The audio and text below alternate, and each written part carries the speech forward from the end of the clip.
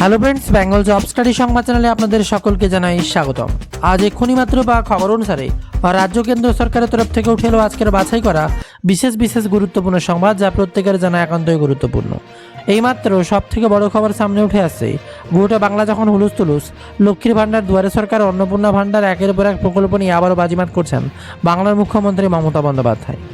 দেখবো সারা বাংলার এখন বিস্তারিত খবর, কোথায় কি কাণ্ড ঘটছে। এক ঝটকায় এক মুহূর্ত দেরি না করে প্রথম থেকে শেষ পর্যন্ত আজকের খবরটি দেখতে থাকুন। এই মুহূর্তের সব থেকে বড় খবর, এবার ফুটবল বিশ্বকাপ নিয়ে গোটা বিশ্ব বাজিমাত। এই মুহূর্তে বিরাট বড় খবর, জর্ডানের সঙ্গে শুরুতে এবার বিশ্রামে মেসি। নকআউট পর্ব ইতিমধ্যেই নিশ্চিত হয়ে গিয়েছে, আর তারপরই ভার্বের বিরুদ্ধে আগামী পর্ব ম্যাচ খেলতে হবে লিওন মেসিদের। আর তাই রবিবার জর্ডনের বিরুদ্ধে গ্রুপ পর্বের খেলা নেহাতই নিয়ম রক্ষার, তাই দল বেশ কিছু পরিবর্তন করতে চলেছে। আর্জেন্টিনা কিংবদন্তি লিওন মেসি হয়তো শুরু থেকে খেলবেন না। আর্জেন্টিনার কোচ লিওন স্কলার জানিয়েছেন, জর্ডনের বিরুদ্ধে মেসিকে প্রথমার্ধে বিশ্রাম দেওয়া হতে পারে বলেই খবর সামনে উঠে আসে। এদিকে আবার জুবিনের জামিন খারিজ, বিরাট বড় খবর। জুবিন গর্গের মৃত্যুর ঘটনায় অন্যতম অভিযুক্ত সিদ্ধার্থ শর্মার জামিনের আবেদন খারিজ করে দিয়েছে গুয়াহাটি হাইকোর্ট। বিচারপতি মিতালি ঠাকুর ইতিমধ্যেই বিরাট বড় খবর সামনে। শুক্রবার রায় ঘোষণা করে সিদ্ধার্থ শর্মার জামিন আবেদন নাকচ করেন। এর ফলে দ্বিতীয়বারের মতো তার জামিনের আবেদন আদালতে খারিজ হলো বলেই খবর। এর আগে ফাস্ট ট্র্যাক আদালতেও সিদ্ধার্থ শর্মার জামিন আবেদন প্রত্যাখ্যান করেছিল। আর এদিকে বাংলায় ক্ষমতায় আসার পর একের পর এক নিয়ম পাল্টিয়েছে গেরুয়া শিবির। এবার 4 জুলাই সোমবার স্কুল ছুটি।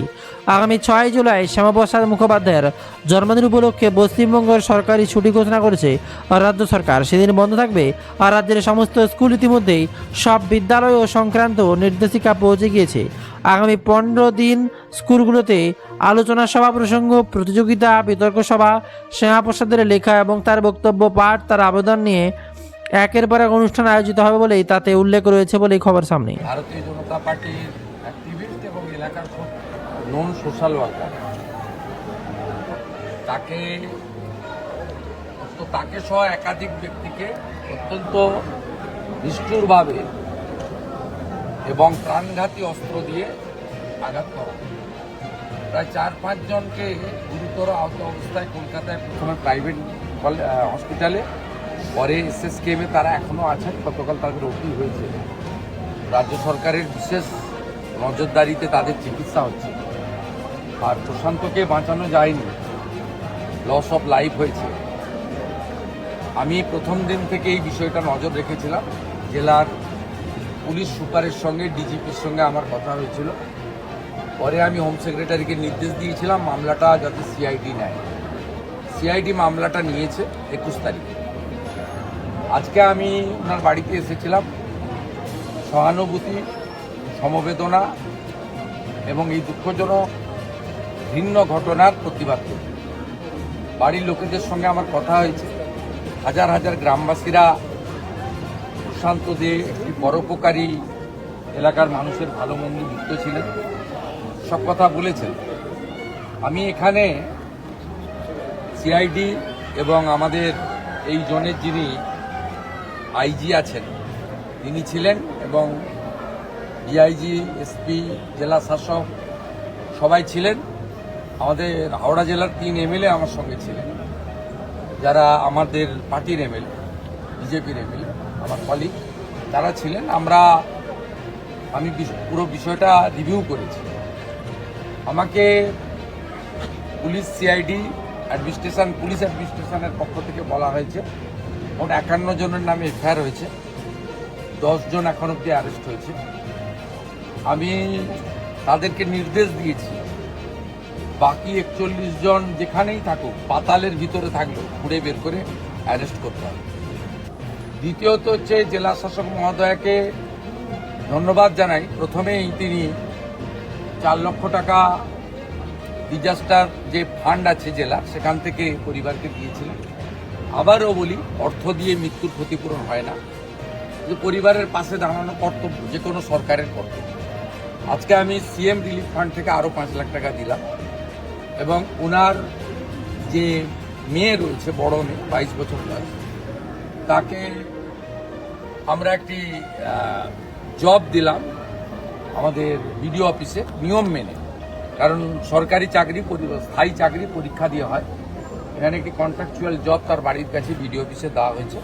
নিশ্চয়ই আগামী দিনে তার ভবিষ্যৎ আমরা দেখব, আমাদের ক্ষমতার মধ্যে দেখব। এটা টেম্পোরারি তাদের পরিবারের পাশে দাঁড়ানো, যাতে পরিবারের মূল আর্নিং মেম্বার তিনি চলে যাওয়ার পরে পরিবারটি অনাথ না হয়ে যায়, এটাও আমাদের কর্তব্যের মধ্যে পড়ে।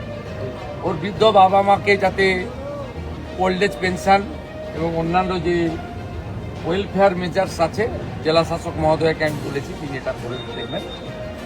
আর আমি পরিবারকে বলে এসেছি যে এফআইআর নেম অল অ্যাকিউজড, যাদের বিরুদ্ধে এভিডেন্স আছে তাদের প্রত্যেককে সিআইডি অ্যারেস্ট করবে। CID also a part of the police. অর্থাৎ এটা পুলিশ মন্ত্রী।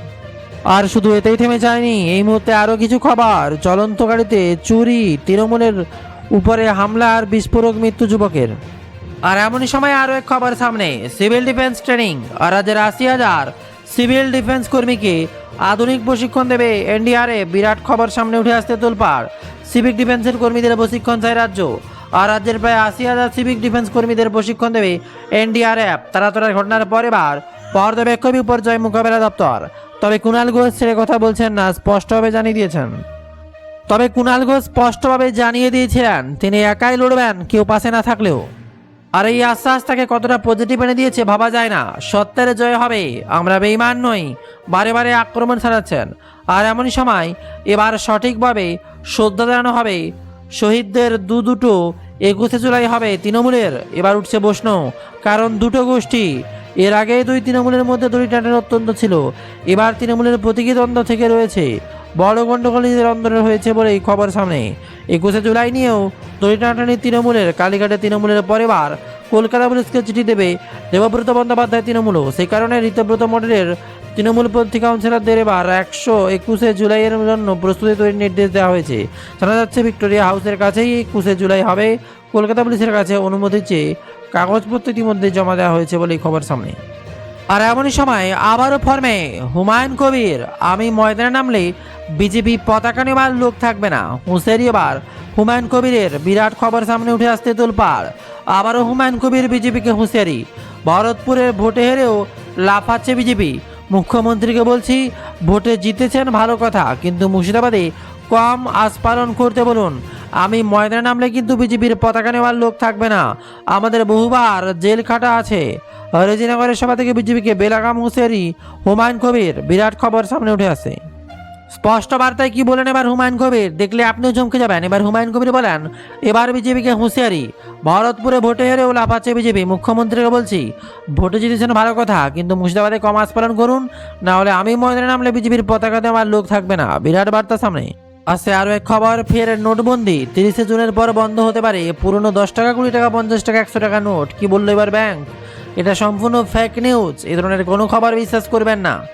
ব্যাংক অফ মহারাষ্ট্র কোনো শাখায় এরূপ কোনো নোটিশ দেওয়া হয়নি নির্দিষ্ট নোটগুলি। তবে কি নোটগুলো নোটবন্দির সিদ্ধান্ত নিয়েছে ব্যাংক কর্তৃপক্ষ, তাই এবার সময় কথা বলবে। তবে প্লাস্টিকের নোটের বিষয়ে কথা উঠতেই এবার সোশ্যাল মিডিয়ায় ছড়িয়ে পড়েছে পুরনো নোট সংক্রান্ত একাধিক খবর। সেখানে বলা হচ্ছে 30শে জুন পর বন্ধ হয়ে যাবে 10, 20, 50, 100 টাকার নোট। যদিও বাস্তবে পুরোপুরি বন্ধ হবে না, নতুন করে সিলিন্ডার পাবেন আসছে। তা নিয়ে একের পরে গুরুত্বপূর্ণ আপডেট।